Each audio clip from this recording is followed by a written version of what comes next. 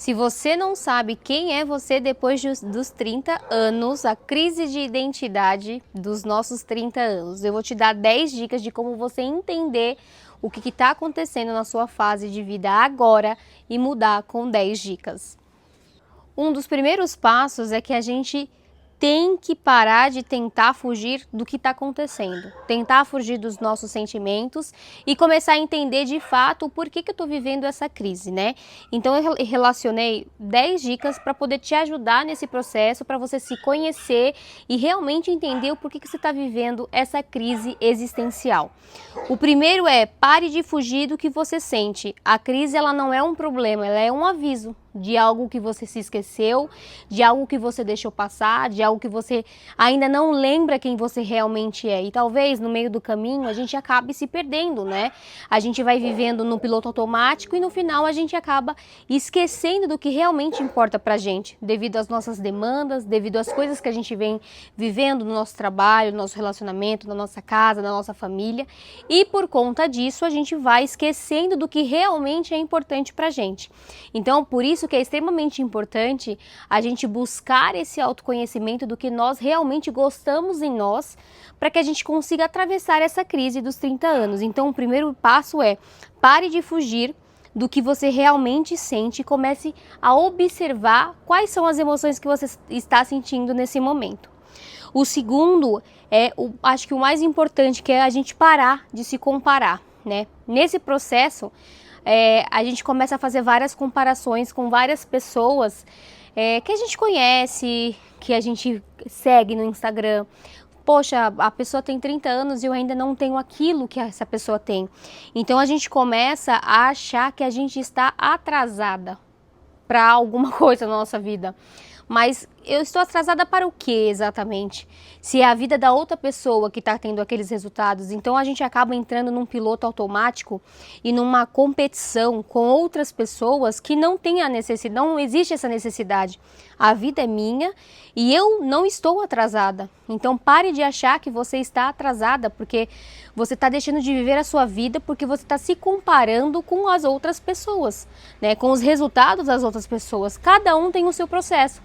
Existem pessoas que acabam indo mais tempo, mais rápido, que elas têm mais conhecimento, que elas têm mais atitudes diferentes que a sua, que ela tem mais desenvolvimento em alguma coisa, que ela já passou por coisas diferentes e por conta disso ela atinge um resultado diferente do seu. Mas a comparação, ela faz você se travar e aí você entra nessa crise e você não consegue sair. Por quê? Porque ao invés de você estar focado nos teus objetivos e no seu emocional, você está preocupado com o que ela alcançou ao invés do que você está fazendo de fato na sua vida. Então a comparação, ela realmente paralisa a gente. Cada um tem o seu tempo, cada um tem o seu processo e é isso que você precisa viver. O terceiro ponto é: reavalie a sua vida atual. O que será que não faz mais sentido na sua vida agora? O que será que você tem deixado de fazer de verdade do que você realmente gosta? Ou será que você talvez esteja num emprego que não faz mais sentido para você, que você está num lugar que não brilha mais teus olhos, que não é realmente aquilo que você sempre busca, sabe? Às vezes a gente entra em empregos ou em amizades ou em relacionamentos para agradar as outras pessoas e esquece que a principal pessoa a ser agradada é a gente mesmo. Então, quando a gente começa a avaliar e pensar o que eu de fato estou vivendo, o que de fato eu quero viver, eu tenho uma linha nesse meio tempo aí. E é nessa linha que a gente vive o nosso processo, né? O quinto: cuide do seu corpo. Movimenta a sua energia, movimenta as coisas que você precisa para entrar numa disciplina, movimentar. Eu falo que quando a gente está em fase de mudança da nossa vida, e se a gente quiser viver qualquer coisa, a gente vai precisar trabalhar a nossa mente e o nosso corpo em união. Quando você trabalha o seu corpo, você fortalece a sua disciplina e a sua constância. Com isso, você vai vivendo diversas coisas diferentes todos os dias, trabalhando, se movimentando, e sem falar que quando você trabalha isso, você começa a ver o quanto você realmente pode treinar a sua mente para ser disciplinada, para ser focada. Então procure uma atividade, um esporte que faça você se motivar, se movimentar diariamente. Esse é o quinto, né? O sexto é: questione suas escolhas. Será que você escolheu ou que você realmente foi levada?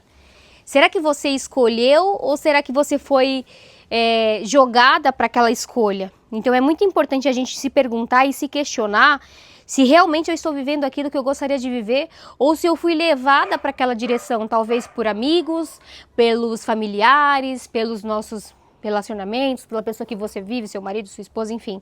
Então eu preciso saber se realmente aquilo faz sentido na minha vida. Eu falo que quanto mais a gente se questiona, mais a gente abre portas para a gente acessar coisas que a gente ainda não acessou. Quando a gente começa a se questionar, a gente começa a refletir sobre o que eu realmente desejo, para onde eu realmente estou levando a minha vida. O 7 é criar uma nova visão de futuro. De verdade, sem colocar limites, sem colocar o como eu vou conseguir aquilo. Coloque os teus principais objetivos, para onde você deseja levar a sua vida, que isso é um passo extremamente importante. Eu cheguei nos 30 e agora eu não sei o que eu estou fazendo da minha vida. Então você pode recalcular a sua rota e mudar. Você não precisa viver assim para o resto da sua vida. Você não precisa viver assim para sempre. Você não está preso a isso. Você pode se libertar e viver algo diferente agora, tomando uma decisão todos os dias diferente. Então quando você cria uma nova visão de futuro, quando você olha para o que você quer, para onde você quer ir, você começa a pensar diferente e não exatamente como você pensa agora. A 8ª, tome pequenas decisões diárias. A mudança não vem de um grande momento, e sim da constância e de pequenas decisões que você toma todos os dias. Então, às vezes você acha que a sua vida vai mudar de um dia para o outro. Ela não vai. Ela vai começar a mudar a partir do momento que a gente toma pequenas decisões.